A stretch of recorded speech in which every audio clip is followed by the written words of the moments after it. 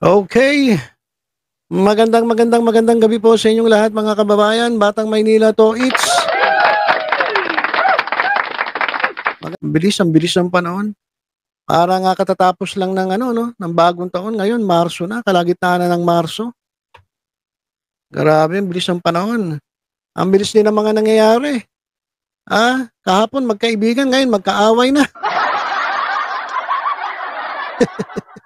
'di ba? Mag-best friend tapos biglang, mangyayari mababalitaan natin magkaaway na. Gano'n kabilis ang panahon mga kababayan. Anyari! Ayan na naman, umi-echo na naman tayo, eh. Umi-echo na naman tayo. Ano ba nangyayari? Ah, ano nangyayari? Nabalitaan niyo na ba yung nangyayari? Eto kasi mga kababayan, napanood ko kanina, etong si Jay Guevara. Ayan, nasa ating screen, oh. Kitang-kita niyo naman, eh. Napanood ko yung kanyang live at ang nangyayari, bigla akong nanibago mga kababayan. Ako'y nagulantang, sumambulat, sumambulat sa aking mga mata. Ang naku, nakakagulat na pangyayari. Ayan mga kababayan. Okay, kasi eto mga kababayan, nagulat ako kasi bago ko pa nakilala itong mga 'to, talagang magkakilala na yung mga yan, eh. Alam ko magkakasama yan, eh. Alam ko magkakasama yan, eh. So bago ko pa sila nakilala, magkakilala na sila. At, kung 'di ba, nanonood pa nga sila ng Itbulaga, sama-sama sila, eh. Ako hindi ako sumasama, eh. Oh, pero sila sama-sama, ang si-sweet pa nga naman, eh. Kulang na lang mag-kiss, eh. 'Di ba? Oh, tapos, ah, tawagan pa nila Tol. Tol Chris. Yeah boy, Tol Chris. Natawag naman ni Chris Ulo kay Jay Guevara, Tol Jay. Tol Jay. Sabi ni Hanaka, sinapian ni Kibuloy si Jay Guevara. Sabi ni Karen Diaz Tachibana, di naman po dapat mag-away-away dahil iba naman ang opinion at gusto sa politika. Tama yan, tama po yan. Christine Villa, saluto Chris Ulo, di siya pumapatol, pero si Jay kahol ng kahol. Ayan. Eto na mga kababayan, ayan, naglalabasa, binabasa ko lang yan Wala akong kinalaman. Okay, kasi ito mga kababayan, di ba, kakasama sila dyan sa Itbulaga. So, close sila, eh. Di ba, sino ba yung mga nandyan? Wala pa kami ni Mark Gaboa, eh. Nagsisimula nung pumupunta sila sa dyan sa studio ng Itbulaga. Masama sila, eh. Si Jake Magnus, si Sardinas, si Boy Sardinas, sino pa ba? Yun, sila magkakasama yan. Kaya, yan, eh, mga talagang close yung mga yan. At talagang tol nga tawagan nila, Tol Utol Chris, Utol J. So, nagulat ako. Yun lang naman, nagulat ako. Kasi ako hindi naman ako mahiling magsasama, eh. Alam niyo kung bakit? O dahil sa ganito. Ayan, now you know. So, ayun ang iniwasan ko kaya kung mapapansin niyo hindi ako nagsasama masyado. Marami nga nagsasabi, BMT, bakit hindi ka sumasama sa kanila? Alam ko kasi darating yung araw na mangyayari yung ganito. Lalong-lalo na pag pumasok na sa politika.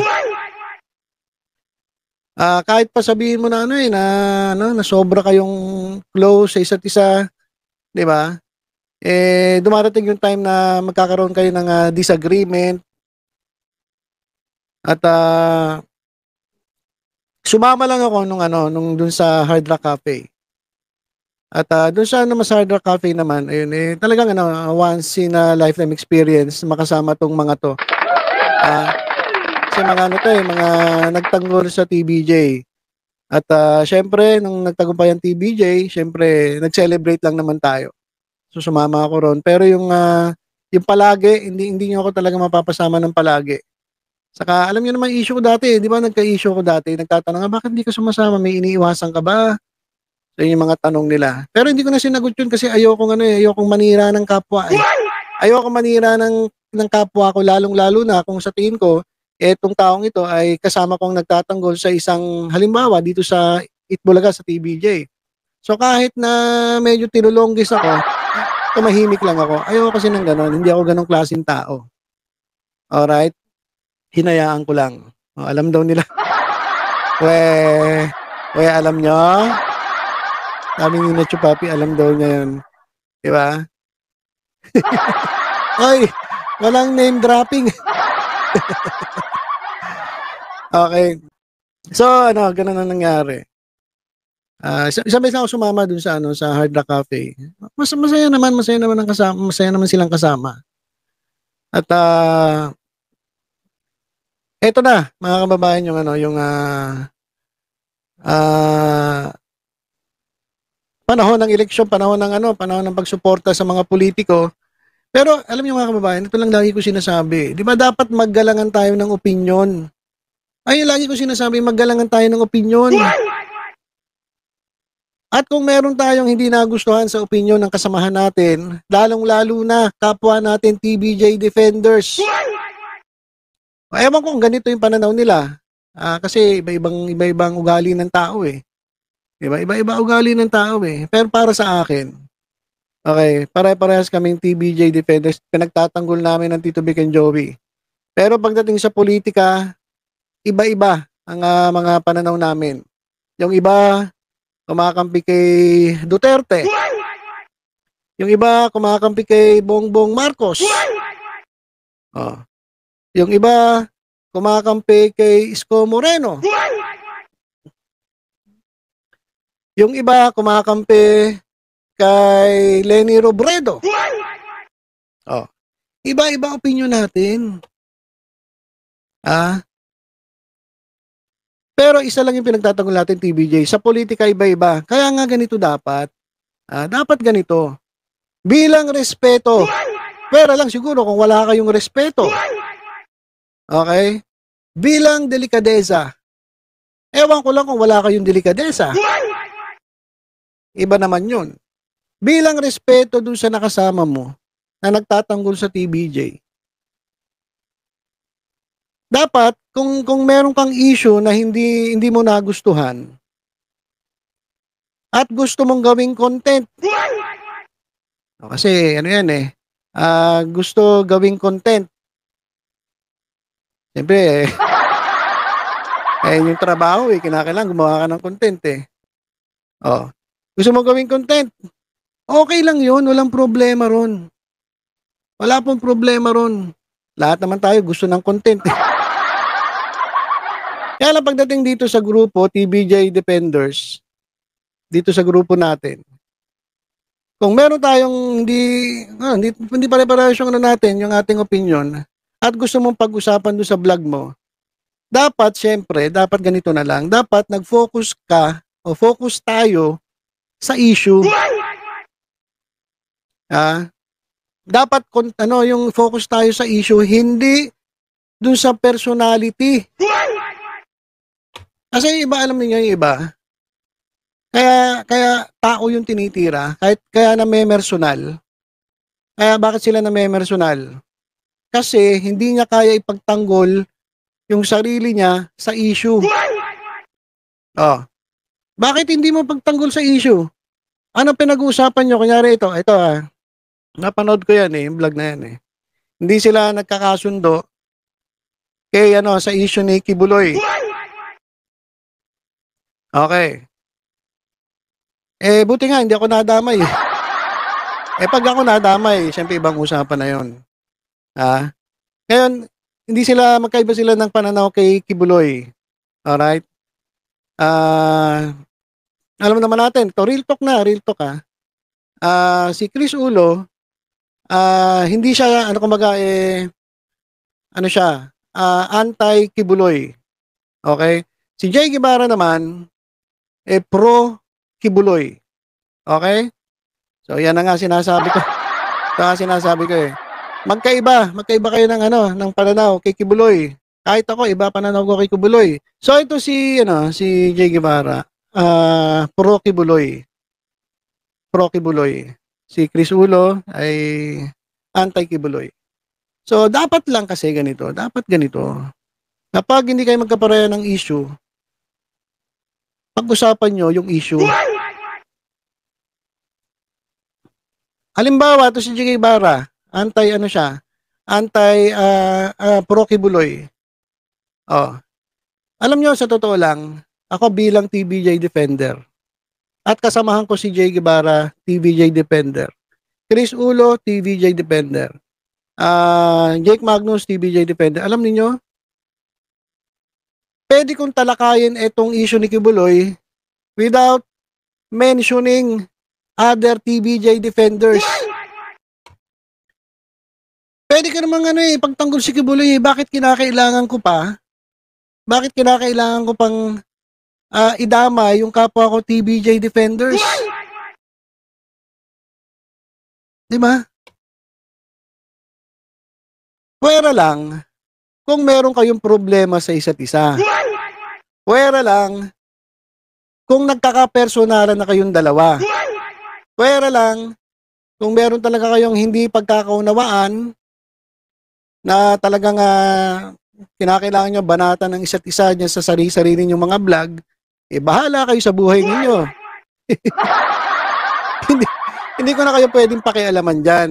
Ang sinasabi ko lang, nalulungkot ako. Okay. Nalulungkot ako kasi ako ito sa totoo lang,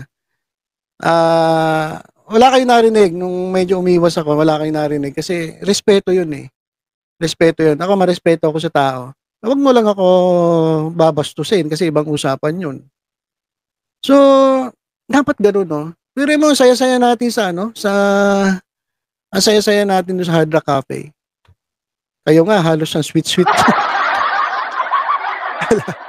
Lagi kayo nga magkakasama, ang sasaya ninyo. Natatandaan nyo ba yung natatandaan nyo ba yung mga times na talagang naghihintayan kayo? Ang tagal ni Tol Chris. Saan si Tol Jay Guevara? Nagda-live sila, sabay-sabay sila nagda-live papunta sa Itbulaga. Di ba ang saya-saya? Di ba ang saya-saya? Tapos ngayon, di ba? Tapos ngayon ganito. Eto mga kababayan ngayon, ito lang kasi kapag pinagtatanggol mo si Kibuloy, ito lang yung mga dahilan bakit pinagtatanggol si Kibuloy. Alright? Bakit nila pinagtatanggol si Kibuloy? Unang-una, pagtatanggol mo si Kibuloy kung kaibigan ka ni Kibuloy.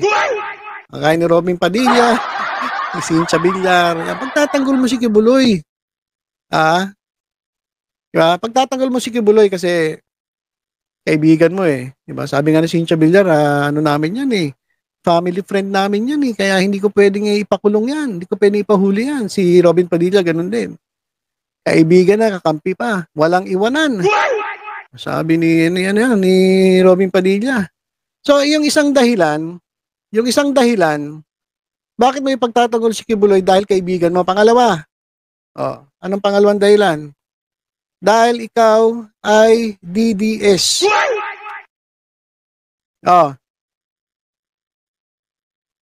Dahil ikaw ay DDS, ikaw ay sumusuporta kay Duterte. Yung DDS, mga kababayan, kahit sino, Duterte supporter yan, susuportahan nila si Kibuloy dahil Duterte supporter sila. Di ba? Dahil Duterte supporter sila. Alright? Hindi mo naman pagtatanggol yun kung kung hindi ka Duterte supporter at hindi mo kaibigan eh. Di ba? So dahil Duterte supporter ka, kahit pa mali yung tao, susuportahan mo kasi Duterte supporter ka. Yung isa naman, susuporta mo kasi kaibigan mo kahit masamang tao yan. Ganun yung iba eh. Bakit pa? Paano pandahilan? Dahil suportahan mo, si Duterte at si ano, si Kibuloy, ano pang dahilan? Baka nabayaran ka. Ay, hindi ko sinasabing bayad pero ayun lang naman ang dahilan eh. Kaibigan mo, DDS ka o nabayaran ka. Ayun lang naman dahilan nun. Bakit bakit ano, wag daw dahilan para ano, di ba? Para suportahan mo yung tao. Kasi kung wala ka dun sa tatlo, oh, at nakikinabang ka, kikibuloy, yon kasama yon. Oh. Ngayon ganito, kung wala ka dun sa mga yon, hindi mo susuportahan si Kibuloy. Bakit? Sa dami-dami ng mga ano nangyaring ano, yung mga accusation sa kanya ng rape, child abuse, at kung ano-ano pa. Diyan sa Amerika, isa pa itong mga kababayan hindi kasi nila naintindihan. Sinasabi nila, ginigipit lang daw si Kibuloy. Ginigipit daw si Kibuloy. Si Kibuloy pag nanggigipit, ay siya pa nagipit. Si Kibuloy pa ba ang ano, ang nagipit? Ah? Hindi naman si Kibuloy yung nagipit, siya yung nanggipit. Diba? Ang daming ano ang daming mga tawag dito, yung mga inabuso niya. Tapos sabihin nyo, si Kibuloy pa ang ginipit. Diba? So ngayon ganito, sabi nila, nagla-live na raw si Jay Guevara, tinitira daw ako. Alam mo, wala naman akong pakialam kung tirahin mo ako eh. Kasi, kasi ako, real talk lang to eh. Diba? Real talk lang to eh. Oh. Real talk nga, kung masaktan ka, wala akong magagawa. Kung nasasakta ka sa real talk, at ngayon, iko-content mo ako, sabihin mo, ganyan-ganyan ako. No, di ba?